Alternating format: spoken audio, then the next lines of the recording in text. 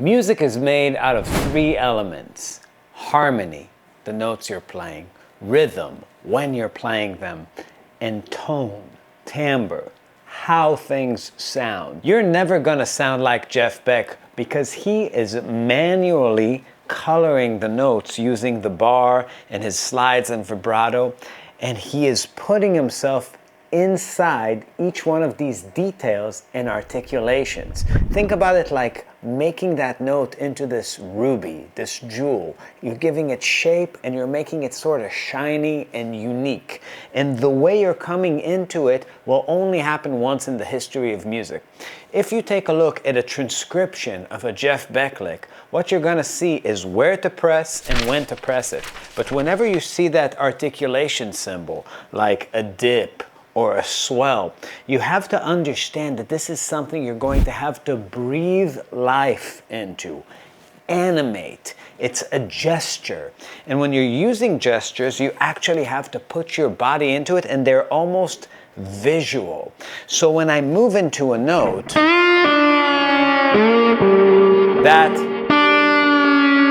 that gesture, I took a specific amount of time to get in there, but it's all based on feel, right? But it's not some sort of like feel in your heart.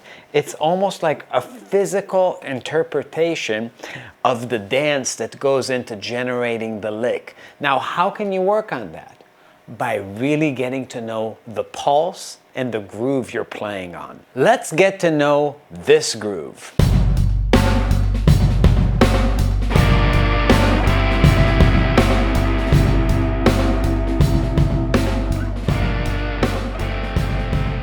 To get to know a time feel and a groove, you gotta walk to it first, right? Walk before you can run. Put that backbeat on your left leg. Go 1, 2, 3, 4. 1, 2, 3, 4. And start really thinking about each element in the groove. The drums, the bass,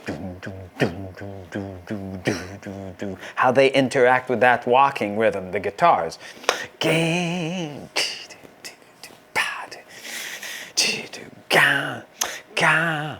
now when it comes down to lay a solo on top of it, all of your gestures need to emerge from that groove. You're not just trying to subdivide metronomically, playing like that's not the style. It's about singing over top of it. But to sing freely, you really have to have the groove internalized, because that's what's going to make all these motions graceful over top of that groove, especially if you're floating the rhythm, meaning not playing some sort of metronomic subdivision. Check this out.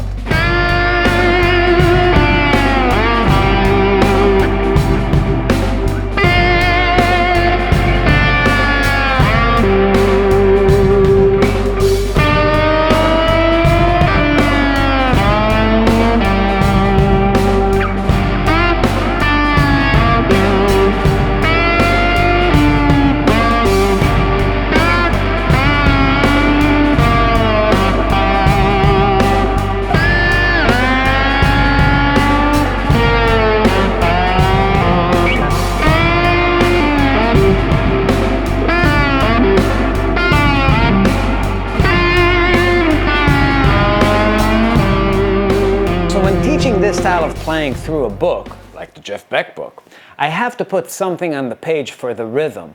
But the way I'm really thinking about it is just making that note statement with that articulation happen over that groove. More like abstract painting, right? Where you're just like throwing color at the groove, rather than a jazz improviser where you're really trying to hit specific things in time.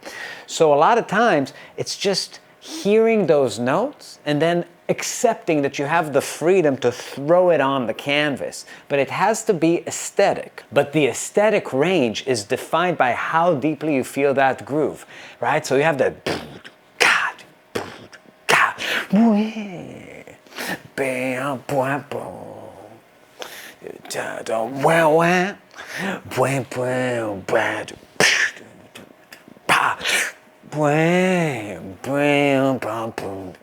internally, you never let go of this pumping, right, with this groove.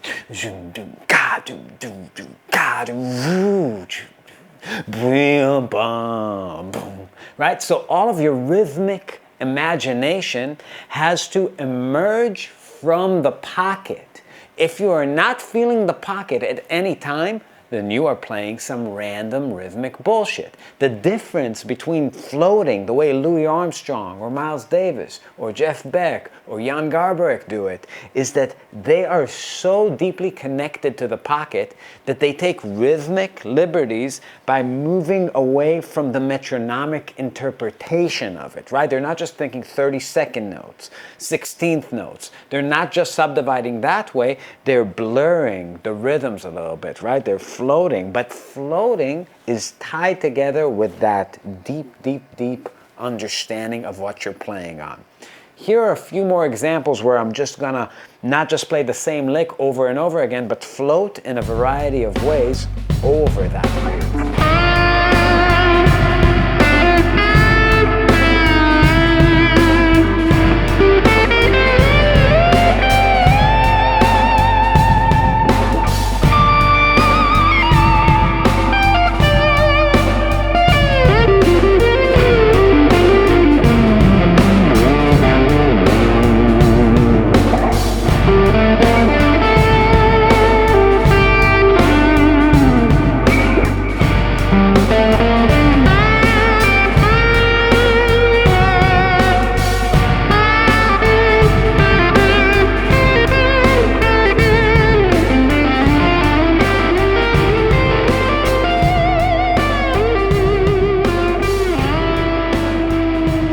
Now this kind of playing, the floating of the rhythm, creates the vocal effect, like Frank Sinatra singing way behind the band, expressing himself in a way that feels like he's absolutely free. And there's something to this phrasing that is very emotional, but too much of it could really feel like a floppy wiener. So you need to get metronomic sometime, right? You need to play some eighth notes, play into the groove. This is a great way of making statements, but it creates a lot of rhythmic tension. And unresolved tension just feels like a bummer after a while. So you want to mix that with some rhythmic lines, right? Playing into that.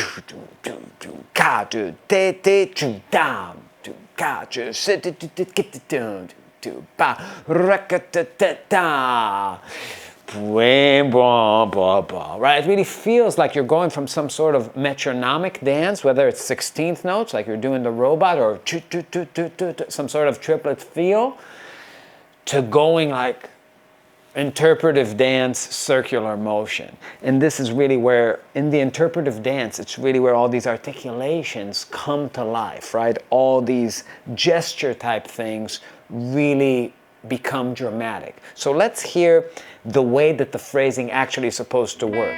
The floating and the metronomic back to back and blended into each other.